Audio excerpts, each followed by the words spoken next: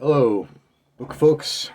My name is David. I'm back doing this installment for the first time in a long time. I guess I just have to accept the fact that this is going to be very sporadic, sort of, posting. As much as I enjoy making these videos or vlogs, time continues to be an issue. So realistically, I can't do these as often as I like, but when things, when something goes well or things are going, when things are clicking, I like to kind of share that at least, and at least so I can maybe for my own, give myself a boost to look back and remind myself that things can, you know, can work the way they're supposed to at times when things might be looking, more on the bleak side. There's definitely ebbs and flows with the book selling, online book selling business. But and most of this year so far has really, I would say, been an ebb. But um, I got the all important Amazon buy box featured in 2% of my listings, and there was a automatic spike in my sales over the weekend. And so that combined with a nice sale that I went to last weekend, I wanted to kind of share some things I had found. Um, I guess September was the last time I filmed one of these, so a lot's happened and a lot has stayed the same. You might notice that there's the books behind me on the shelves are falling over somewhat. That's not so much a matter of I haven't sold all those books. I had pulled a bunch out. I was thinking things had gotten so slow. I was thinking of grouping a lot of those are my art books, the bigger ones you see on the shelves behind me. I was thinking of grouping them by subject and selling them as lots on eBay, which I still might end up doing. But some of the lower end books that are taking a little bit longer to sell, and if I just need more money coming in, I have to try to be creative and do what I can. But I'm doing that with some Civil War books. I had bought a Civil War collection a few years ago, almost 3 years ago, and a lot of the books have sold. A lot of the sets have sold, but what's remained, and a lot of them are older. So I felt like with that popular subject and with the age of the books, it might make selling them as a lot as an auction on eBay might make sense. And so I'm at least going to try that. But anyway, so yeah, I'll just sort of break this down into things I found and then things I've sold, and there's a very very close tie between those because some of the things I found at the sale that I mentioned have already sold, and that's one of the reasons I guess why I'm excited enough. I just, you know, um, I've said it before on this channel about how enthused I am about waiting till the last day. If you go, if you get your if you source books by going to library sales, I've learned that going to the bag sale or fill a bag sale at the end when the prices get really low is more and more I think the way to go. Some sales the prices are low enough at the beginning so that it might make sense um, to shop at the beginning of the sale. But I think by and large, going to the previews and laying out the preview fee plus the premium prices you're paying on the first day, it makes less and less sense especially if you are concentrating on older types of books the way I do. I'm trying to sort of avoid the books that become saturated on Amazon and the prices just drop lower and lower. I'm concentrating more on collectible books, older books that are in better condition, or just very scarce things that aren't going to see a lot of competition, aren't going to get saturated. That's the kind of things that I'm looking for, and I just I'm sort of hone in on using my knowledge of things, subject matter, publishers, authors that have sold in the past, and look for those things that maybe escape the attention of other people who are just too busy scanning barcodes, and a lot of that stuff's going to be left on the last day, and proof again that I went to this sale as I've bought as I've gotten more and more of my books from private collections and people's homes. I'm going to less and less library sales as it is, but um, I did go. The first one this year I went to last weekend. I'm filming this early March, so it was the very end of February, and I had just purchased the last of a large collection earlier this year. I've been sort of busy with that. This place I had mentioned last year, I had made two separate stops to this apartment, and the prices were still too high. But they finally contacted me again, and they had dropped low enough where I went back and got the rest. But this was the first, um, I guess, public sale that I've been to. I'm not even. I think that it been it's. I don't even know for sure. I should know. I've been going all these years. It's down near Kennett Square, Pennsylvania, which is very close to the southern border in Chester County. Um, and it's held at a high school, the town called Unionville. I've been going to the sale for, I mean, over 20 years. I haven't lived in this area the entirety of that, but I mean, I know I started going to the sale the early 2000s, and they've moved at the location a couple times, but it's still held in a school.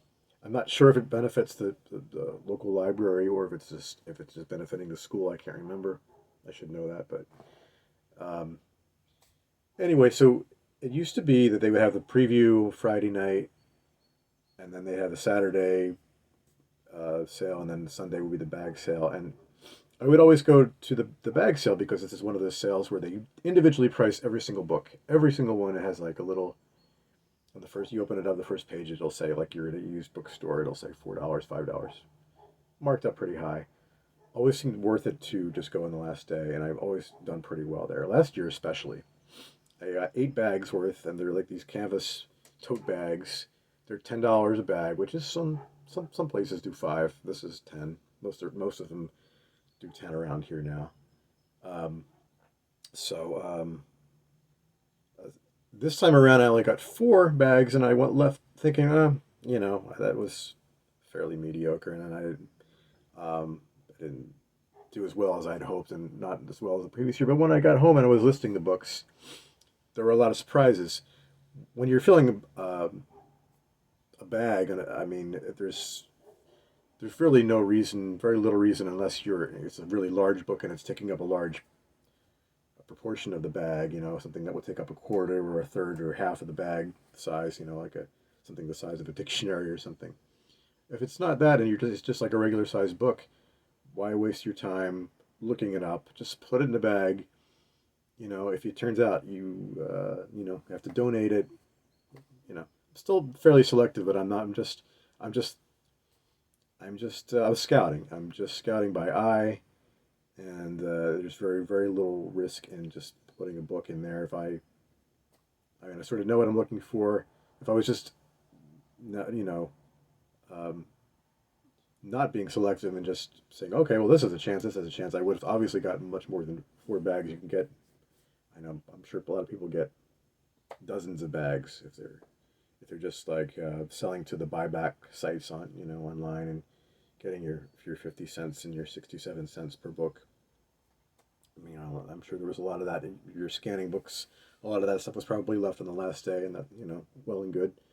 But I'm looking for stuff on the higher end. That's what makes it worth my while, rather than just like break my back and do this high volume and schlep stuff to FedEx and UPS, for some kind of return. But I prefer to do. I'm trying. Always my mo is to do more with less. So, and 4 bags is still a lot of books, but so yeah, as it turned out, I did do pretty well despite not having the quantity, which is what I look for anyway. Um, and so I wanted to share some of the things that I found and have already sold, um, that are going to be going out today. Um, this was one from a bag. Just to give you an idea. Um, oh, I'm just realizing this that I'm I'm facing the camera toward me this time because my tripod is I can't find my regular tripod. I'm just using this makeshift device to, and now I'm holding the book up and everything's backwards. But okay, so I'll have to, in case you're not a good backwards reader, I'll help you out. Not Yet Uhuru, and this is a Heinemann paperback from I guess the '60s or early '70s, or maybe reprinted in the '80s, and um, you know, no barcode, so people are going to leave it alone. And I listed it for $30, and it sold within a couple of days. That's one sale I made with these books from the bag sale. Now, mind you, I paid, it's 4 bags, $10 a bag, $40 total. So with that one sale, I already made 3/4 of it back. But there's a lot of other stuff that was more lucrative than that. Here's an art book. I'm sorry, I apologize for the backwards titles, how unprofessional. I will make sure I don't do it this way again, but bear with me from now. This is, yes, as it probably appears, this is a pretty recent title.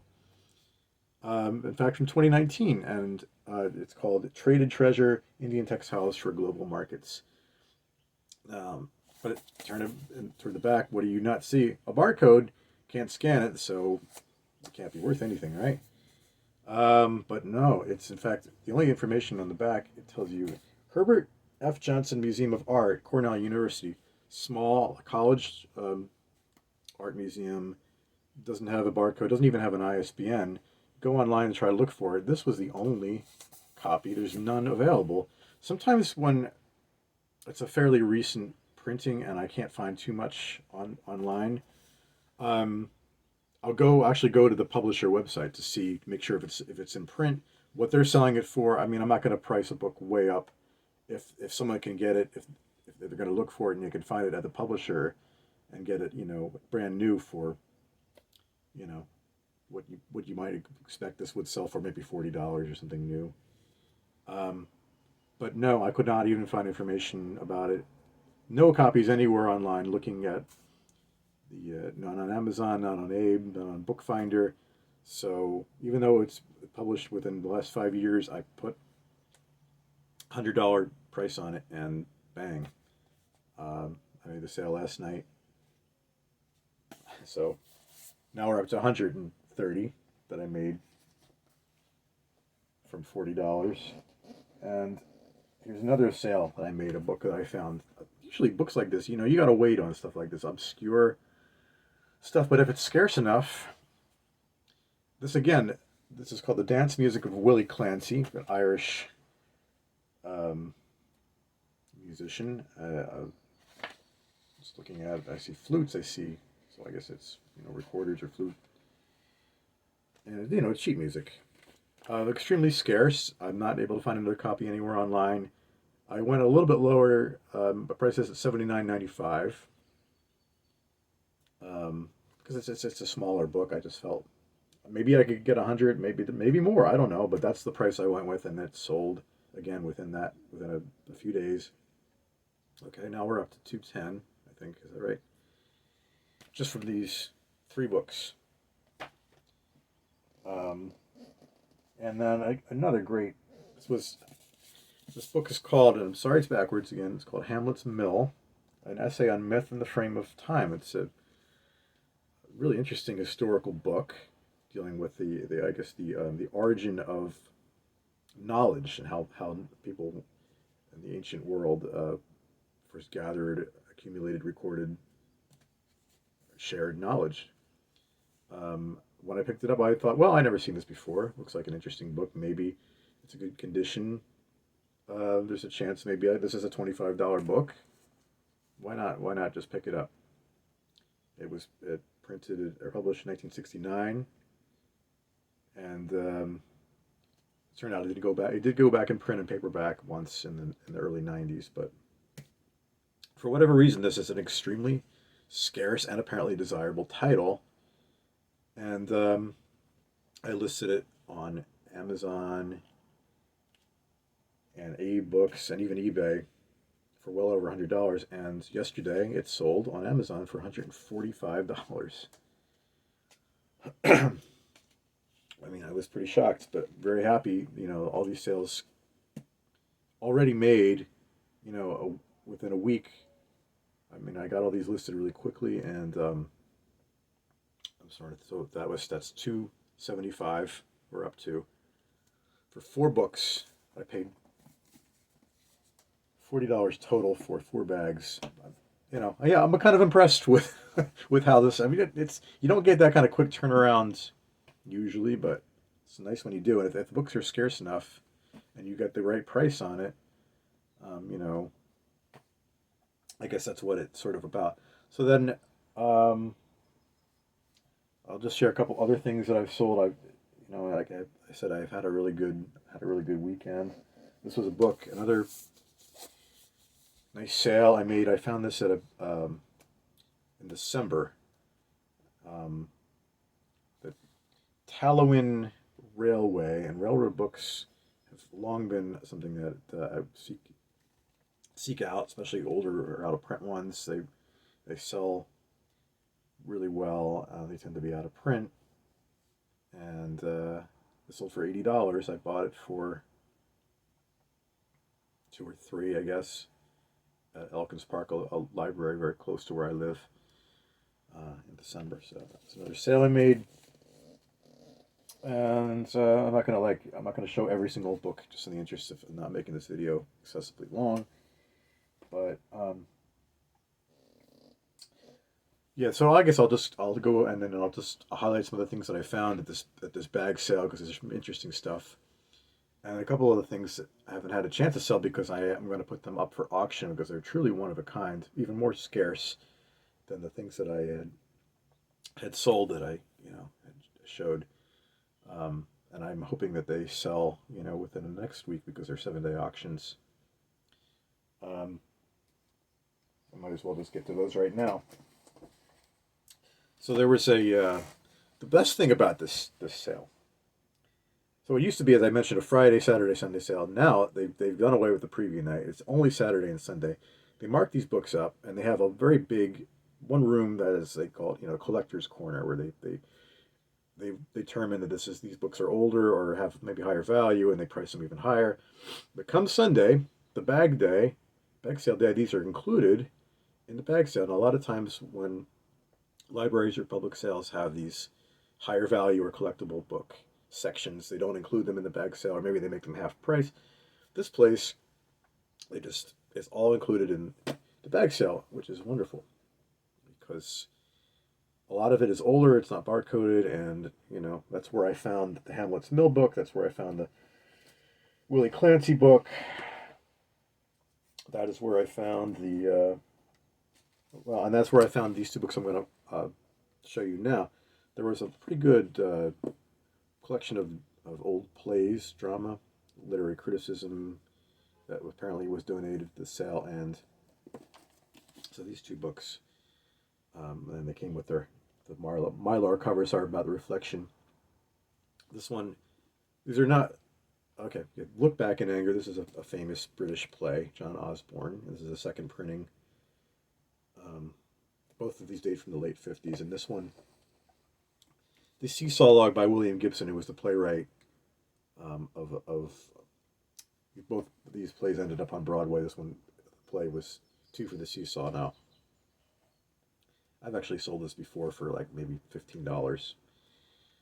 So I thought, okay. And then this is I know this is an early edition of a famous play, so I thought that there was a chance this would have decent value on it, at least maybe $15 to $20 by themselves. Yes, but what I didn't see when I only found when I got home and went and I was going through them and I'm going to research the books to list them. This is Look Back in Anger. That has a signature. I mean, it's obviously not John Osborne's signature. It's the signature of an actor named Alan Bates, who was in the original Broadway production and a very notable actor. So he was in the play. This is a second printing. It's got a signature, and not only that, there's a ownership stamp of Audrey Wood, not the children's book author Audrey Wood, but in fact apparently a very notable literary and theatrical agent in this you know, era, in the 50s, I guess. So it's what we call an association copy if it has um, not a direct link to the author, perhaps, but sometimes an association copy can be in a signature from the author to someone else who is of note or fame. Um, Something that makes it even more unique than having a signed copy, or gives it more cultural significance. So that would definitely be the case with this book. I mean, I don't know. So, the signature of an actor, a Broadway, and it turned out to be a television and film actor as well. And this is like an award-winning, famous play. What was I saying? Oh, yeah, the signature by itself would have some value, but in this, on this book, in this play, where obviously he had a direct connection to, he acted in the play, in the performance. So I don't know how do you determine value on that. I'm going to let the general public do that by putting it up for auction on eBay. And then this one, same thing, but the actress in this case was who signed this book is you can read the backward signature, Anne Bancroft, um, who who played Mrs. Robinson in The Graduate and was Mel Brooks' wife. This was her debut Broadway performance, and she won a Tony Award for it. Two for the Seesaw. And from what I can see, just researching on eBay, her signature looks to have more value than Mr. Osborne or Mr. Bates. So again, I'm going to try these both on eBay, and we'll see what that ends up bringing. So exciting stuff. I mean, they're just very serendipitous, but you can pick the right kinds of books and then just find out even more. They may have held more value than you imagine. I find signed books all the time. That's an unusual kind of like an association copy, though, because I didn't realize, well, why I mean, I recognize the name Anne Bancroft at first, of course, but I didn't realize the significance. I did not as well versed in the history of Broadway or theater, but do a little research and find out what the connection is, and there it is. So I'm going to share some other things I found. This is another very scarce Irish sheet music title, and I'm not even going to try to pronounce the. No, I'm not going to try it, but if you can read backwards and just, you know, it'll have to be enough to tell you this is as scarce as the one that I sold, the Willie Clancy book. I also put $80 in this one because I can't find any other copies out there. So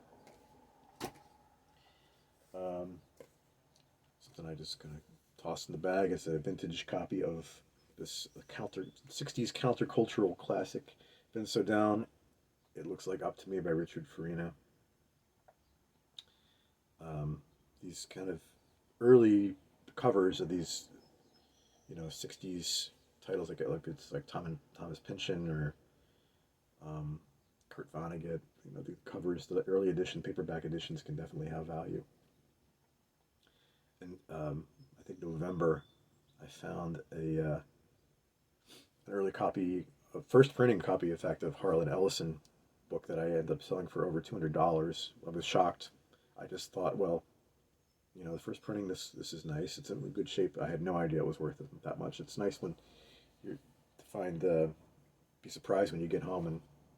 And anyway, this was not worth over $200, but it's a nice solid $20 book, and I'm sure it will sell as, just being of the collectible nature, and it's in pretty good shape. It's not a first printing, it's a second printing, but still it's got the original cover. Picked this one up. I had a pretty good notion that this might have some value. A book about neon techniques and handling. It's very technical, and the neon is something that people. It's a specialized trade. It's something that people are very passionate about, obviously. And in fact, yeah, I think I put that price of $60 on this one, even though it's not the most updated. It's a third edition. It's up to there was a fourth edition printed, but it's scarce enough where it's still. And you can see the creasing in the cover.